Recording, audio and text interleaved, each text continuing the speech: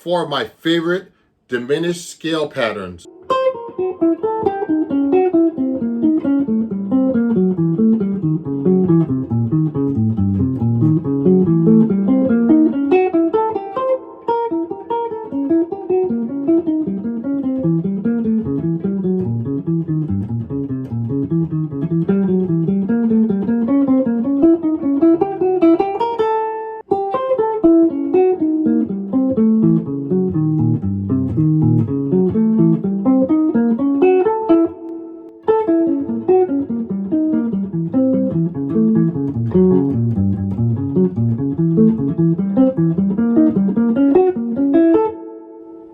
Hi, it's Ron Jackson, and those were four of my favorite diminished scale patterns. So we're going to talk about the diminished scale a little bit today and about those four patterns. But before we do, please follow me or subscribe to me everywhere at Ron Jackson Music, okay? And then remember, hit that button so you get notified about all my lessons and performance videos, everything that you see on my YouTube channel here. And this is actually a lesson that is written for my Patreons and on Patreon, excuse me. And so they actually get this lesson for free if you're a patron, and they only start at $3 a month for a lesson, and even like $9 and $25. You can even go up to certain amounts where you can actually study with me, etc. So you can actually get that music for free and a bunch of other music if you become a patron. And also, you can buy this on my website at ronjacksonmusic.com. So those were four different patterns that I actually played for you. But before we talk about the diminished scale real quick, you just have to know about the diminished scale itself if you don't know it at all. It's a symmetrical scale.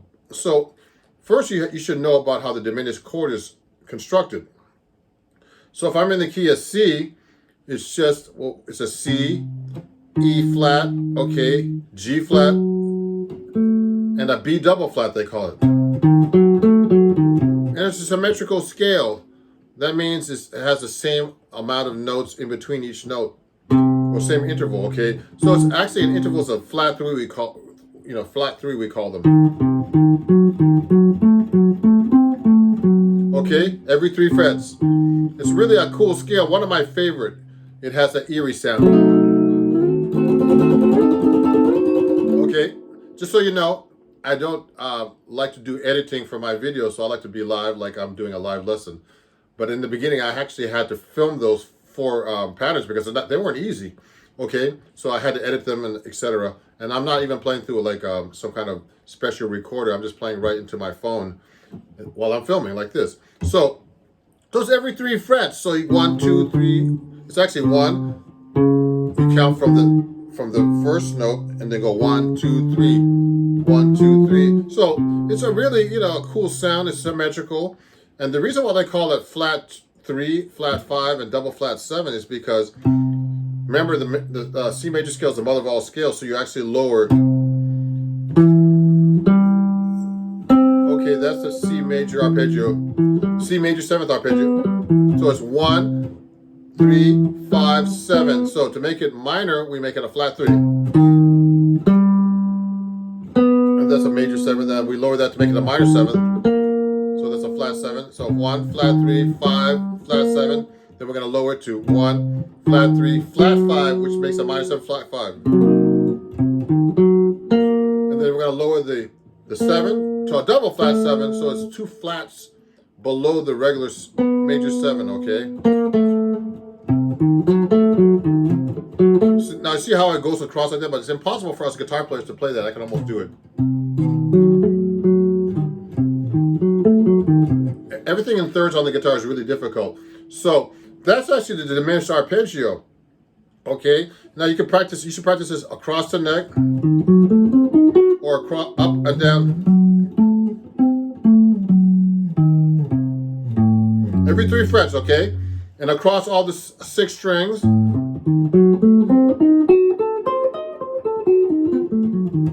That arpeggio, okay, you should really know that inside out. Now, to play a diminished scale, it's really simple.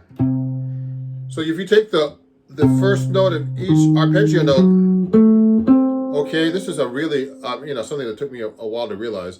You just play 1 fret below each note.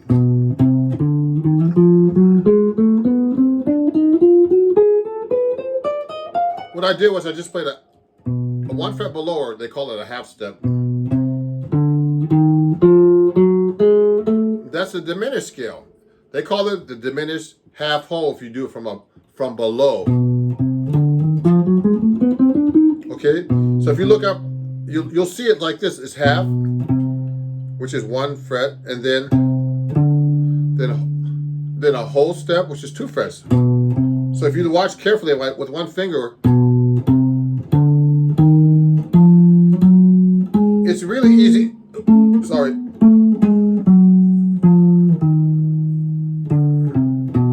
Okay, so the diminished scale could start with a half step, or you can start with a whole step. Okay.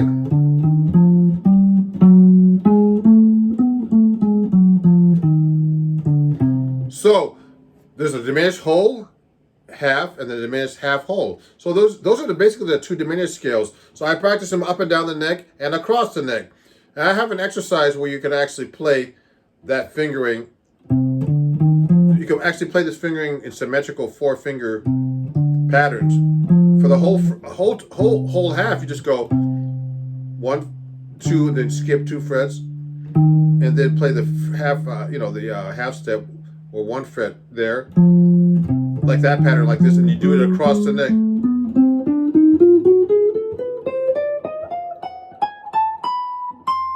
You see that? Okay, so then you can play the half whole, which is a little bit easier with the same 4-finger pattern.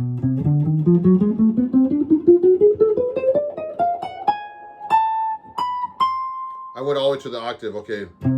Okay, so that's all the key of C. So those are your, that's basically your diminished scale. I could talk about the diminished scale forever, but let's just talk about the patterns, okay? Now, you should know your diminished chords, of course. And I have all these written out as well. So you have to practice them across, up and down the neck, like I'm doing every 3 frets. Now, if you do a half step below, you get the diminished scale like that too.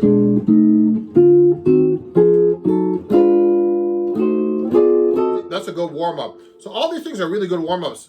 But so let's talk about the diminished patterns I was talking about and how to use the diminished scale. And we'll go over that real quick. So I did 4 of them for you. So the first one was like this. Pattern number 1 was like this.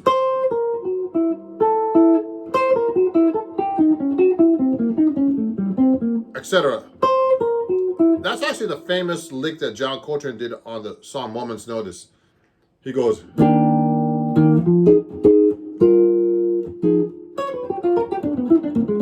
went down the diminished scale like a B7, a B flat 7, flat 9 chord, etc. Okay, so that's a really a great pattern like this. Basically, you're going. So you're doing like. So this is actually a C diminished. Actually, a B flat diminished scale. Okay, and then I'm just breaking up to patterns like this. It's actually a tritone. Two flat 5s, or tritones we call them, and then going down across like this, and then we keep going down the scale.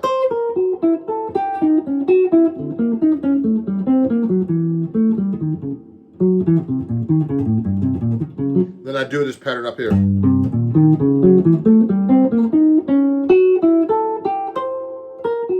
So I practice that pattern up across the fingerboard like this, and then I'll try to, you can actually figure out if you're actually playing the pattern if you just play every 3 frets.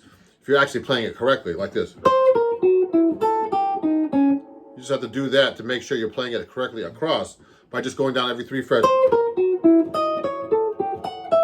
See how I went up 3 frets? So you can actually check yourself to see if you're playing the pattern correctly.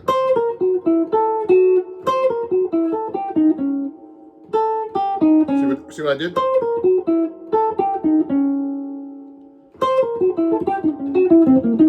it's tricky playing it across, okay, and then back up, okay. So that's the first pattern, and now I actually write with these patterns what chord you can play over. So if like I'm playing A7 flat 9 or C7 flat 9, since it's symmetrical, it can be A7 flat 9, C7 flat 9, E flat 7 flat 9, and G7 flat 9.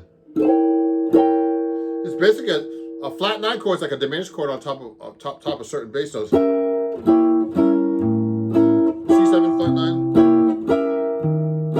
Okay, and then E flat 7 flat 9. G flat 7 flat 9. You can also play it over a G diminished chord, B flat diminished 7 chord. I meant B flat G diminished 7, then B flat diminished, and then D flat diminished, and E flat diminished, which is basically the same chord. So you can actually use it on those kind of chords, altered chords, with a flat 9, and usually a natural 13, and diminished chords. So that's the first pattern. So that one, the Coltrane one.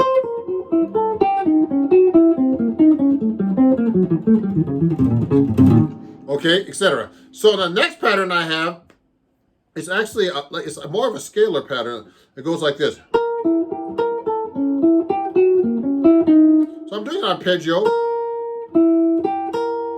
I'm starting on the B flat and then playing the which is actually the flat 7, they call it. Okay. And going backwards. And then I'm going to the flat 5 right here.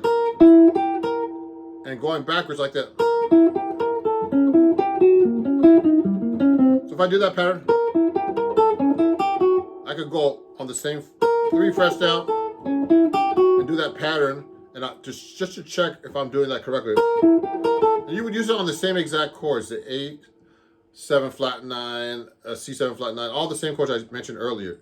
They're exactly the same. This is exactly the same scale the whole lesson today.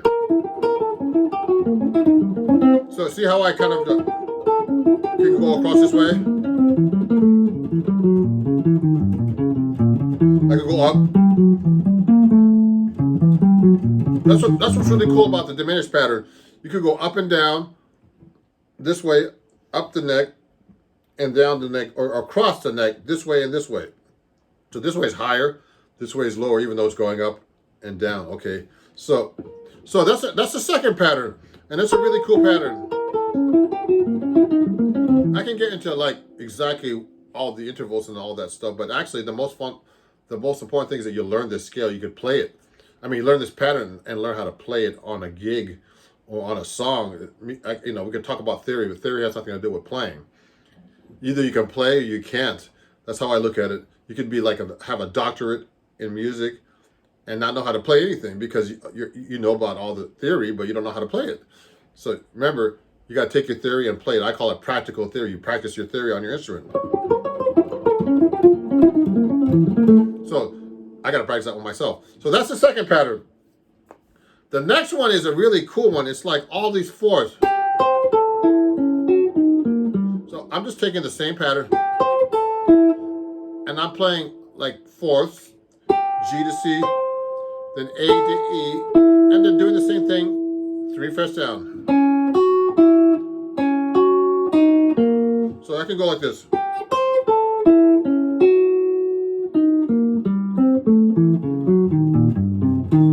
So I can go up every 3 frets like this right now. The problem is when you try to do it that way, of course, that you'll run out of fingerboard if you keep doing it the same pattern.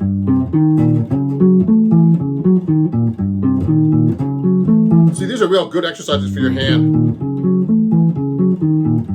So you just go across. Now the tricky part is always getting to that third and second string, the second and third string.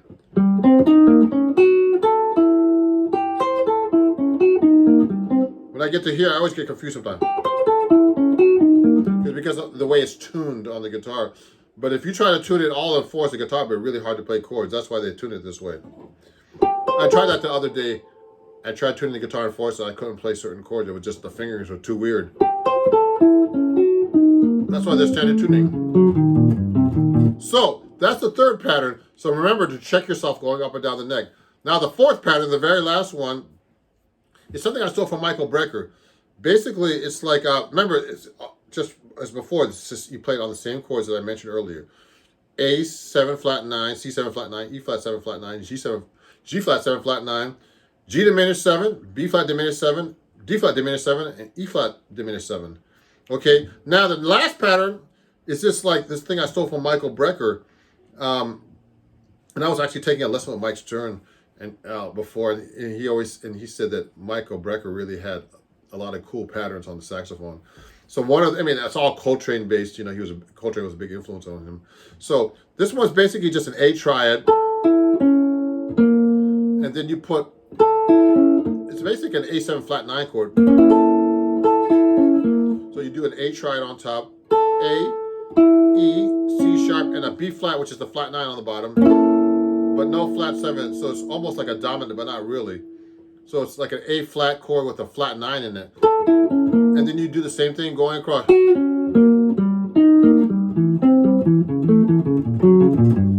you go back across.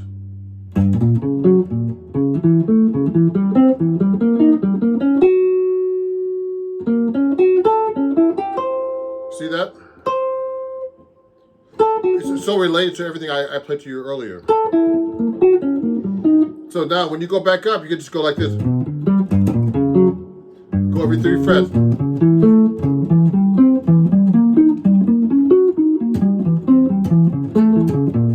So I would practice this across, like I was telling you before, or up and down the neck like I was doing. You can go.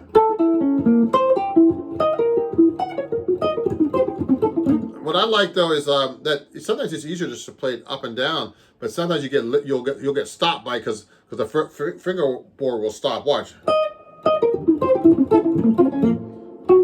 Now you can't go back down that way, so you have to go across. So these patterns are really tricky. So those are the 4 patterns, my favorite diminished patterns for you. So we did 1, 2, 3, 4. Please, rewatch the video and see if you can memorize these patterns and the fingerings. You just slow the video down a little bit. And if you really want this music, just go to my website. I sell that on my website at ronjacksonmusic.com. And also, if you become a patron on Patreon, which is www.patreon.com/ronjacksonmusic, all this music is available there for free. Even at the $3 level, there's a bunch of music there. You could just download it, watch it all the time, watch the videos that I put up on YouTube that are related, etc. Okay, so thank you everybody for watching my video about my favorite diminished patterns. Please subscribe to me if you're not subscribed already. Please follow me everywhere at Ron Jackson Music. Please support me everywhere. Also, right now, at this time, I'm filming this video. I'm doing actually an Indiegogo fundraiser for my new album. Just go to Indiegogo, search for Ron Jackson or Ron's new album, all one word, and you can actually get this cool shirt like this 7-string Masters shirt here. Okay, 7-string. I call them 7-string jazz guitar heroes. They're my heroes. You know, there's some more 7-string players than that, but not much more. Okay, and you can get this shirt. Remember, put on notifications and follow me.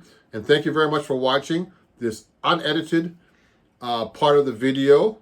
That I want to make myself unique on YouTube. Everybody has all these videos that are always really edited. And like they're like, their face is moving around. I just want to play live with all the mistakes, etc. Just like I'm doing a live lesson. You know, no one's really perfect actually. So this is a good way of trying to keep myself online, try to play as perfect as possible while I'm talking to you live in the camera. Okay, so thank you for watching, everybody. And I'll see you guys on YouTube or at a gig. Have a great day and or great night wherever you're at. And Ron Jackson, over and out. Bye-bye.